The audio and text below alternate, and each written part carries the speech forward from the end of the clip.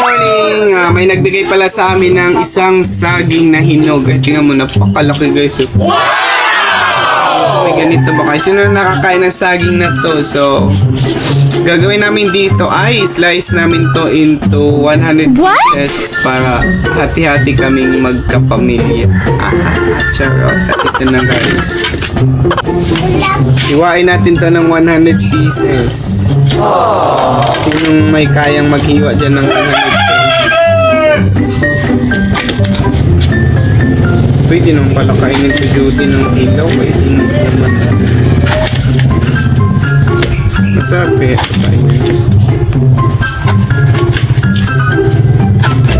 Sino nakakakilala ng saging na to, i-comment lang sa video para mabibigyan ko kayo ng saging. Charot.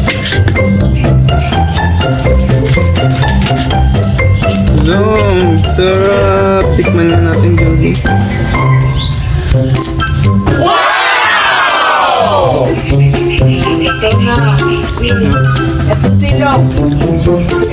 Ito mas masarap yung paglutuin kasi yung nasi.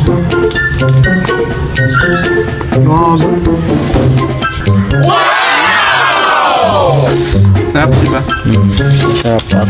So, lulutuin namin to guys. Samahan namin ng saging na tagtuyot. Ayan, hindi na po siya lumaki kasi nilalamig ko siya ngayon. Kaya ayan, tinanggal na namin. So, ito lang yung almusal namin dahil wala kaming bigas.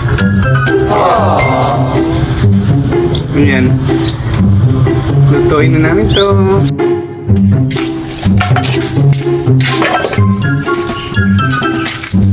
Nagbuay na saging. Ayun, nagbuay na saging. Yum yum. May po, ginamos na. May ginamos pa dyan.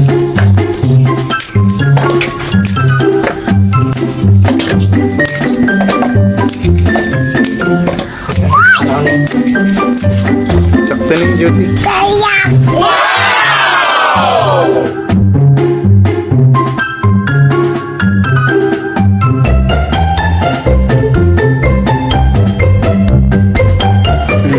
Lagyan mo ng tubig. Takang mo na.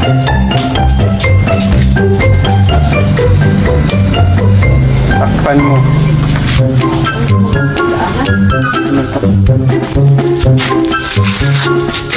Yan. Hindi yan, may takip talaga yan.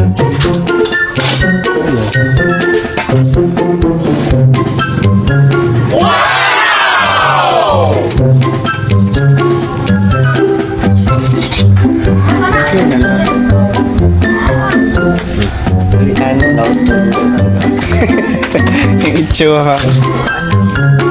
Tikman mo. Pasok. Sin.